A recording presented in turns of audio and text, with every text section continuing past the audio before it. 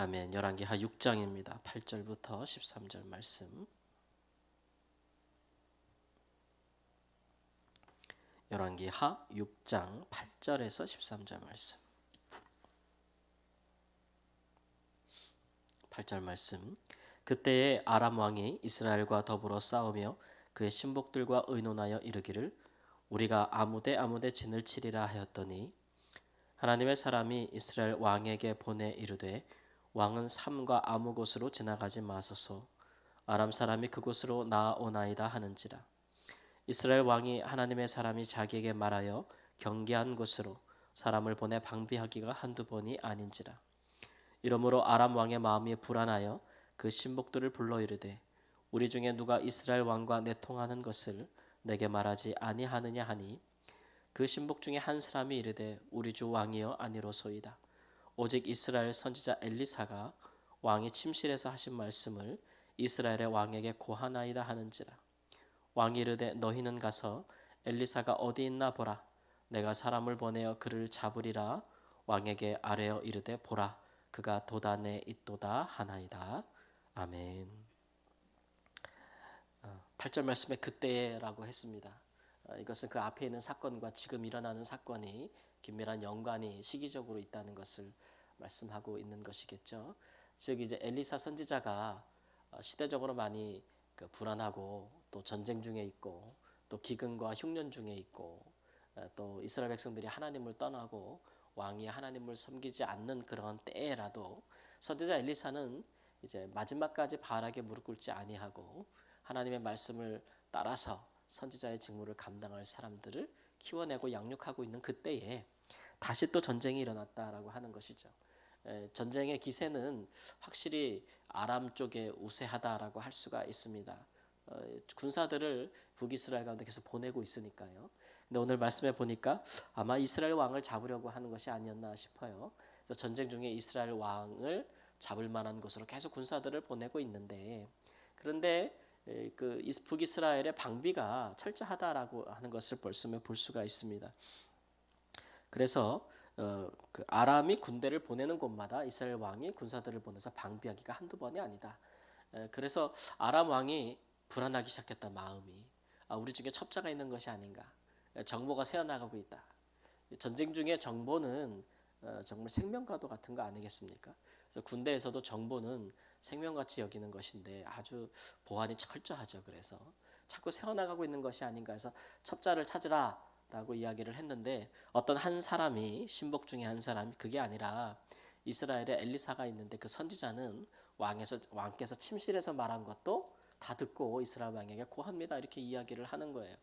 그 아람 왕이 아마 대단한 무슨 정보기관의 수장인가 보다 선지자가 그렇게 생각할 수도 있죠. 요즘으로 말하면 무슨 도청 기술이 있는 것도 아닌데 그렇게 우리의 정보를 그렇게 멀리 떨어진 곳에서도 알고 있는가 무슨 대단한 그 천리안과 무슨 귀를 가진 것도 아니고 그래서 그 선지자를 잡으라 해서 그가 군대를 보내어서 그가 도단에 있다는 것을 알고 도단이라는 곳으로 그의 군대를 보냈다. 14절 말씀 보니까 병거와 많은 군사를 보내매 밤에 가서 그 성읍을 에워쌌다라는 말씀의 사건의 요지입니다. 선지자 한 사람을 잡기 위해서 많은 군대와 병사들을 보냈다라고 하는 것이죠. 이것이 바로 이제 북이스라엘 왕이 선지자 엘리사를 가리켜서 이스라엘의 병거와 마병이여라고 불렀던 이유 중에 하나입니다. 그들보다 세력이 강했던 아람의 여러 차례의 침략을 물리칠 수 있었던 것은 선지자 엘리사가 특별히 그가 하나님께 받은 그런 성령의 능력을 통해서 이스라엘을 지키고 보호하는 데에 일심으로 노력하였기 때문에 그렇죠. 오늘 말씀에 기록된 취지를 본다면 북이스라엘이 하나님 앞에 어떤 이렇게 보호하심을 받을 만한 그런 왕과 백성들이 신하들이 그럴 만한 상태는 아니었던 것 같아요. 엘리사가 왕의 얼굴을 보았다면 결코 이렇게 도움의 일들을 행하지 아니하였을 것이다라는 것도 우리가 그 전에 일어났던 아람의 여러 차례 1, 2차 전쟁에서도 볼 수가 있습니다. 근데 오늘 말씀에 그때라고 말하는 것처럼 전쟁이 일어나게 된다면 지금 엘리사 선지자가 힘을 기울여서 하고 있는 것이 뭐냐면 바알에게 무릎 꿇지 아니한 이스라엘 중에서 남은 자들을 지금 그 보호하고 양육하고 키우고 있잖아요. 이 사람들은 이 하나님 나라의 핵심 멤버들이에요. 예, 북이스라엘은 결국 멸망하지 않겠습니까? 왕들이 타락하고 다윗의 길을 쫓지 아니하고 여로보암의 길을 행하고 죄악을 행하는 왕들이 질비한데 북이스라엘이 언제까지 그 나라를 존속할 수 있겠어요? 하나님이 관심을 가지시는 것은 그 모든 역사적인 고난과 또 나라의 멸망 그런 모든 과정에도 불구하고 하나님의 백성들이 이스라엘 땅 안에서나 혹은 나중에 포로가 되어서라도 이방 땅에서라도 하나님을 경외하고 하나님을 말씀을 따라 행할 수 있는 하나님의 백성들이 되게 하는 것에 하나님은 관심이 있는 거예요. 그러니까 이 하나님의 역사는 우리가 볼 때는 겉으로 막 일어나는 역사는 나라와 나라와의 전쟁이지만 하나님의 관심은 언제나 하나님의 남은 백성들을 중심으로 움직인다라고 하는 것이죠. 그래서 하나님은 이스라엘 백성들이 여기 있든지 저기 있든지 나라가 있든지 없든지 그들이 하나님 나라의 백성이 되게 하는 일에 귀하게 쓰임받을 일꾼들을 지금 시대적으로 양산하고 있는 시기예요. 이 사람들은 앞으로 이어지는 수백 년의 역사 동안에서도 성전도 없고 제사장도 없는 북이스라엘 가운데서 여호와의 신앙이 이스라엘 백성들 가운데 자리 잡고 이스라엘 백성들을 주께로 돌아오게 하는 귀한 사역을 감당할 그런 정말 하나님 나라의 정말 신하들이죠, 이 사람들이. 북이스라엘 왕은 하나님 나라의 왕은 아니에요, 지금. 오히려 엘리사가 왕 같은 역할을 하고 이 선지자의 제자들이 신하 같은 역할을 하고 있는 거기 때문에 지금 전쟁이 일어나서 나라가 도탄에 빠지고 나라가 전쟁에 휘말리게 되면 이 와중에서라도 지금 엘리사가 하고 있는 이 자라나고 있는 그루터기 같은 그런 이 하나님의 남은 사람 나라를 위해 살아간 사람들이 아직 그 수가 차지 아니하였고 아직 그들이 준비되지 않았기 때문에 어떻게 보면 시간을 벌는 것이라고 할 수가 있겠습니다. 이처럼 이제 사람들이 보는 눈과 하나님이 행하시는 일은 다를 수 있어요.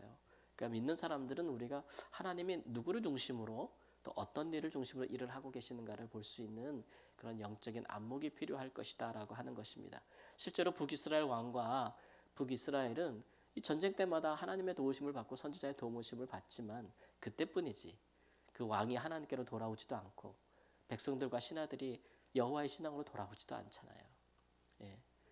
그러니까 하나님께서 지금 이 행하시는 일들이 무엇을 중심으로 행하시고 있는지를 그들이 깨달아 알지 못하는 거예요. 하나님은 하나님 나라의 일꾼들을 지키고 계신 거예요.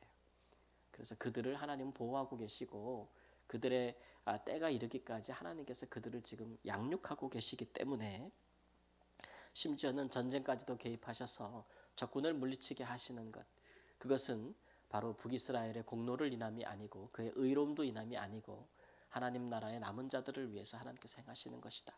우리가 오는 주일날 이 부분에 대해서 하나님께서 행하시는 기적들을 더 살펴볼 테인데 그만큼 우리가 참 중요해요. 하나님께서 우리 대한민국 이 나라 이 민족 이끌어 가시고 세상의 역사를 주관해 주시지만 우리가 그것을 바라보면서 이해할 때에 우리가 세상 나라 중심으로 이해하면 이해가 안 돼요. 세상이 어찌 이렇게 되는가? 하나님이 계시다면 어떻게 이렇게 돌아가는가? 자꾸 이런 생각만 갖게 돼서 이해가 안 되는 거예요. 근데 언제나 하나님은 하나님 나라를 위해서 살아가고 있는 하나님의 사람들 중심으로 모든 역사를 주관할 것이기 때문에 그런 식으로 이해할 때야 비로소 그렇구나. 그래서 이런 일들이 일어나는구나. 그래서 이런 일들이 허락되어지는 거구나. 하나님이 이렇게 일하시는구나라고 해서 이 하나님께서 행하시는 기적에 대한 이해를 비로소 갖게 되는 것이죠. 이 모든 것이 하나님께서 우리를 위해 행하시는 것이구나라는 인식을 가질 때에야 우리의 삶에 하나님의 기적이 넘쳐나는구나. 하나님의 역사가 넘쳐나는구나. 이런 생각을 갖게 되는 거예요. 믿음 안에서 그러한 생각을 가지는 것이 얼마나 귀한 일인지를 오늘 말씀에서 보여주고 있습니다. 이것이 이제 열왕기하 말씀에 보면 군데군데 이렇게 선지자의 제자들에 대한 이야기들이 삽입되어 있는 이유라고 할 수 있을 것입니다. 오늘도 우리가 확신하는 바는 하나님께서 그 누구도 아니고 이 땅 가운데서 하나님의 그 이름을 지키고 또 신앙을 지키고 또 하나님 나라를 지키고 또 그를 위하여 기도하고 그를 위해 살아가는 자들, 깨어있는 자들, 이 시대의 마지막 하나님 앞에서 하나님의 마음을 헤아리고 호소하는 자들, 그런 하나님의 사람들 또 제자들, 그런 사람들을 위해서 하나님께서 크고 작은 모든 역사를 주관하고 계시다는 그 믿음으로 오늘 하루도 산다면 세상이 어떻게 보면 하나님이 주관하시지만 다 우리 중심으로 돌아가고 있는 거예요. 예, 그런 믿음을 가지시는 거예요. 세상 사람들이 볼 때는 이상하다. 어떻게 저렇게 생각할 수가 있지? 라고 할 수 있지만 결국 영원한 것은 하나님 나라밖에 없잖아요. 하나님 나라밖에 없어요. 하나님의 나라가 영원할 것입니다. 그 나라의 백성으로 사는 것이 우리의 영광이요 즐거움입니다. 그 즐거움으로 가득한 그 은혜로 가득한 복된 삶이 되시기를 우리 주 예수님의 이름으로 축원합니다. 아멘. 주님 감사합니다. 우리는 비록 세상에서는 작은 자 같아도 하나님이 보실 때는 이 땅 가운데 또 하나님의 나라를 위해 살아가는 하나님의 큰 하나님 나라의 백성들입니다. 주께서 그 백성들을 위하여 싸우고 일하지 아니하시면 누가 하나님 그렇게 행할 수가 있습니까? 오늘도 우리를 위하여 우리를 보시고 하나님 우리를 또 하나님 지키시기 위하여 보호하시기 위하여 우리를 성장시키시기 위하여 그 수가 차기까지 하나님 우리를 위해 수고하시는 하나님을 바라볼 수 있는 하나님 영적인 안목과 하나님 심령의 깨달음이 있을 수 있도록 주여 인도하여 주셔서 그 안에 거하는 것이 얼마나 즐겁고 감사한지를 깨달아 알 수 있는 귀한 은혜가 있도록 하나님 역사하여 주옵소서.